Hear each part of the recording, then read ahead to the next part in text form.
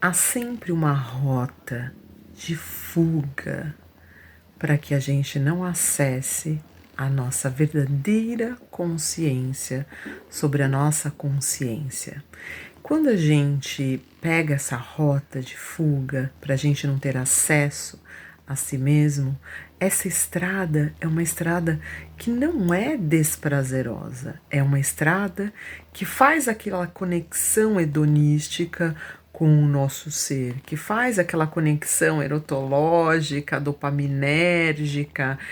que faz com que a gente sinta a estrada leve às vezes até, ou dependendo, sei lá, do conflito ou mesmo das suas estruturações, você vai sentir como falta, você vai sentir uma relação objetal, você vai sentir como se você estivesse viajando na maionese, mas você vai sentir às vezes que você está no processo de paraclusão, não importa. Dependendo do que você aí é neuroestruturado, você vai sentir essa estrada, essa rota de fuga de uma determinada maneira. E se a gente parar para pensar numa maneira mais profunda, filosófica e até mais spinozana, né? Quando a gente pensa na questão do conatos, e a gente pode dar uma viajada aqui no Minkowski, da questão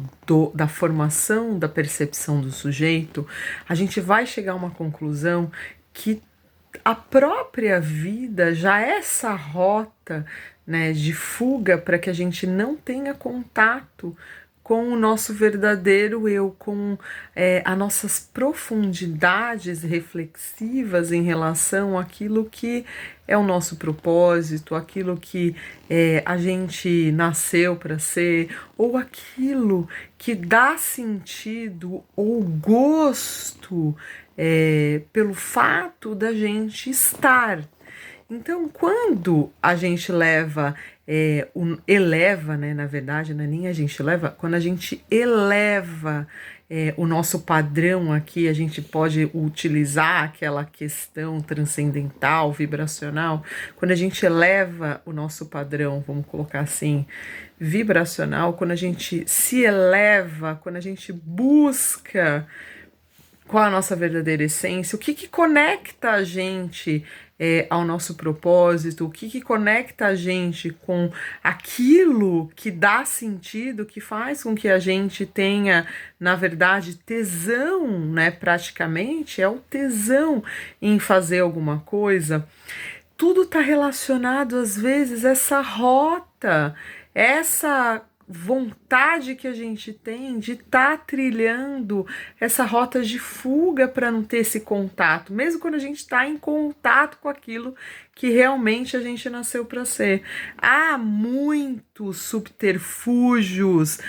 há muitas válvulas de escapes, e nessas válvulas de escapes, que às vezes poderia ser um movimento, né, que quando a gente pensa na questão das paixões, né, quando a paixão, ela indo para uma questão aqui spinozana, ela pode sim ser o motor, a gasolina que faz com que o cara entre no movimento, né? Que dê essa coisa pro falo circulante, né? Que dê essa coisa do movimento para o sujeito, mas às vezes a própria paixão, né, quando a gente é capturado aqui, às vezes por uma paixão, seja ela uma paixão que realmente tá ligado à amorosidade, às paixões, aquela coisa ocitocina, dopaminérgica, com adrenalina, que a gente sabe que altera a neuroquímica do cérebro, que realmente isso pode trazer um movimento, mas às vezes as paixões podem ser paixões tristes, né? E se essas paixões forem paixões tristes, ela praticamente desativa esse conatos, essa potência de existir do cara dar um movimento ou sair de um processo de procrastinação. Ou muitas vezes, né, que às vezes a gente tá preso por uma paixão, aqui dopaminérgica, como por exemplo os metaversos, né? Como por exemplo, a gente entrou dentro da internet, por isso que hoje em dia a gente tem que pensar mecanismos de utilização saudável da internet, mecanismos de utilização das redes sociais de uma maneira que seja uma maneira praticamente com uma certa padronização, porque do contrário é o buraco negro existencial agora do sujeito, né, que captura, né, energeticamente, conaticamente, pulsionalmente o sujeito e dependendo dessa captura tira o sujeito do plano real, no sentido de real mesmo, do concreto, das obrigações, dos compromissos, né? Porque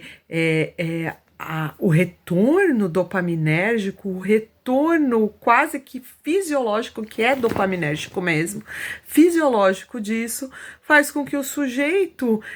entre num processo, né, de estar sempre querendo, né, aquele mecanismo de recompensa, e esse mecanismo de recompensa, ele pode,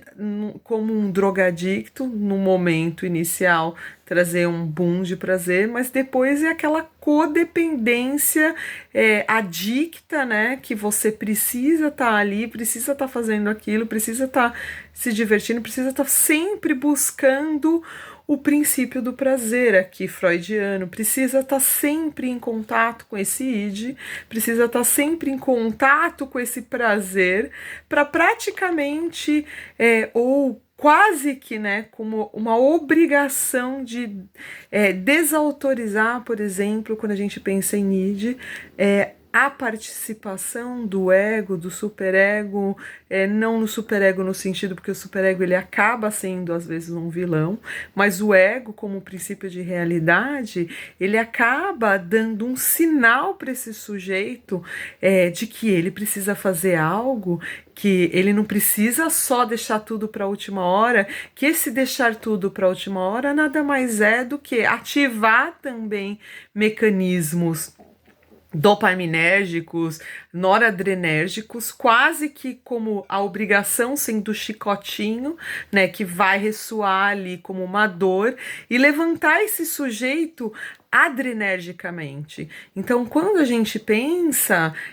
que às vezes essas rotas de fuga que a gente deixa nosso conatus, né, praticamente adormecido nas nossas paixões, e essas paixões, não paixões aqui só amorosas, tá? Às vezes a gente pode estar mergulhado numa paixão triste, ou a gente pode estar mergulhado em rotas de fugas, que não deixa de ser paixões também, porque essas rotas de fugas, elas trazem um retorno neuroquímico muito grave às vezes, que faz com que esse sujeito entre em contato diretamente fisiologicamente com esse processo de repetição, e às vezes esse padrão inaugura ali uma procrastinação com a realidade, mas não uma procrastinação às vezes com o princípio do prazer. Então, às vezes a gente está aqui achando, estamos procrastinando, empurrando com a barriga, mas esse empurrando com a barriga, na verdade, ele está procrastinando a realidade. Ele não está deixando de procrastinar, por exemplo, a necessidade de cumprir aqui um calendário dopaminérgico do princípio do prazer. E quando eu falo em prazeres, né, que eu citei num vídeo ali no meu canal no Telegram, eu falo exatamente sobre isso. O prazer, ele é uma coisa muito interessante, porque ele faz com que a gente se movimente, ele faz com que a gente tenha essa coisa, né, da satisfação, e essa satisfação traz para a gente uma sensação, né, esse estado de bem-estar, e esse estado de bem-estar, ele busca um processo de repetição, quando hedonisticamente a gente se encontra, por exemplo, na própria condição de prazer, e nessa condição de prazer é onde a gente se encontra não só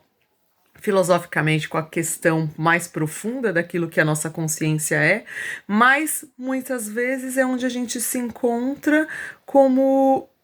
algo do nosso propósito, como algo que traz ali para gente algum processo de significação. Mas se a gente não tomar cuidado, por exemplo, essa significação, né, que é tipo, olha, o meu é um prazer, tanto que você trabalha com uma coisa que você gosta, você percebe que você não está nem trabalhando. Só que no fundo, quando você tá já nesse nível de trabalhar tanto porque aquilo te dá prazer, você também tá dentro de uma configuração workaholic. E às vezes esse workaholic, ele não tá te trazendo, por exemplo, te traz uma satisfação pessoal, te traz uma satisfação no nível dopaminérgico de prazer e de satisfação de realização, mas às vezes outras áreas, como por exemplo uma área financeira ou mesmo você não tem um retorno daquilo que dentro do campo da realidade, saindo aqui do princípio do prazer e indo aqui para um princípio mais epicurista, quase que a gente entrando numa coisa de tentar controlar essa coisa do prazer, porque às vezes você trabalha, trabalha, trabalha e não recebe por isso, trabalha, trabalha, trabalha e não tem ali um reconhecimento daquilo que você faz com muito prazer e com muito esforço. Então, quando a gente chega nisso, a gente tem que entrar num acordo. E para você chegar nesse acordo, né, de você de repente estar fazendo uma coisa com muito prazer e que você faz ali, dá seu sangue com muita vontade, e que você sente que aquilo é seu propósito, mas aquilo de alguma maneira dentro do mundo da realidade aqui, ego, não te traz um retorno de sustento, por exemplo, não te sustenta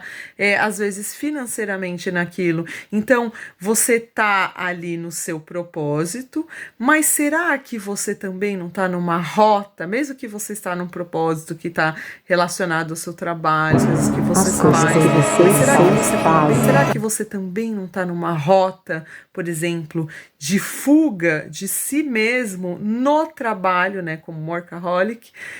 que não te dá um retorno que poderia ser um retorno que vai estar dentro daquilo que você está trazendo como conteúdo, você está trazendo como ajuda, ou mesmo você está ali contribuindo e recebendo, você faz, então, aí a verdadeira ponte, né? E você faz a ponte de significação, você faz a coisa correta, e ao mesmo tempo você tá dando até mais, mas tá recebendo por isso. E caso a gente, por exemplo, está desenvolvendo uma coisa interessante, desenvolvendo uma tese, tá até com um projeto para ganhar um prêmio Nobel, você vai lá dar tudo e você no final não recebe, e você no final não tem aquele reconhecimento, seja financeiro, social, não tem um reconhecimento que é merecido em relação ao seu trabalho, então você também pode estar nessa coisa que você tá dentro de uma rota de fuga, né, de si mesmo, e essas rotas de fugas de si mesmo, elas são as coisas que mais tem hoje em dia na rede social, hoje agora nesses chats aí que você coloca uma coisa e aparece trocentas, e de alguma maneira esse processo reflexivo que a gente tinha, né, principalmente nós que somos escritores, poetas, intelectuais, que é o próprio processo de refletir coisas que a gente já estudou, coisas que a gente está estudando, supervisão que a gente faz, coisas que a gente escuta, processos reflexivos. Isso tudo, na verdade, a tecnologia ajuda bastante, mas ela também, se ela for usada de uma maneira quase que, né, como se fosse um superego, um alter ego, ela na verdade vai fazer uma função que vai anular, se a gente não parar para pensar nisso, no processo reflexivo mais profundo, aquilo que é tão humano, que é justamente o próprio processo de experimentação nas nossas reflexões, o processo de experimentação de uma construção de um saber, o processo de experimentação, né, do sujeito nos erros e acertos, o processo de experimentação do sujeito de sacar, né, que ou ele tá nessa, e ter a consciência da consciência de que ele tá nessa rota de fuga, ou se ele tá temporariamente, ou se realmente ele tá indo para uma estrada que já é a estrada da própria vida, né? Que se a gente parar para pensar, a vida nada mais é do que uma fuga de um tempo, né? Porque essa fuga desse tempo, ela tem uma certa temporalidade, mas se a gente parar para pensar, existe uma atemporalidade quando a gente vai para um processo reflexivo, mas essa estrada é uma estrada que leva a um lugar que às vezes é um lugar da negação, que às vezes é esse lugar da fuga, que às vezes é esse lugar de não se permitir uma reflexão da própria consciência. E isso é algo super importante que a gente tem que ter aqui na mente, que existem aí segredinhos que a gente precisa saber sobre nós, principalmente sobre as nossas neuroestruturas. Quando a gente sabe onde a gente está estruturado, óbvio que a neuroestrutura ela não é, ela é estruturante, né? Então significa que é o que te compôs, mas ela não é mutável porque nós somos biológicos, né? Então, assim, ela pode ser atravessada por um trauma, que pode agravar um quadro, que pode colocar você, às vezes, num processo transitório, que pode fora-cluir. Óbvio que, às vezes, você pode estar ali dependendo de alguma questão, e aí você tem, às vezes, uma relação objetal, mesmo sem você ser um perverso. Às vezes você tá ali fora-cluído, mesmo sem você ser um psicótico. Às vezes você tá numa crise neurótica terrível e você, às vezes, é um normótico. Às vezes você tem uma estruturação, que é uma estruturação que vai mais para um borderline, para uma bipolaridade, e que são estruturações, né? Porque a maioria colocam aí 3, perverso, psicótico ou neurótico. Não, e existe ainda o borderline com a bipolaridade, que vai falar assim, mas essa entra na estruturação psicótica. Não, não entra, porque assim, na psicose pura existe outro processo de estruturação, que é uma estruturação muito mais ligada a uma neuroquímica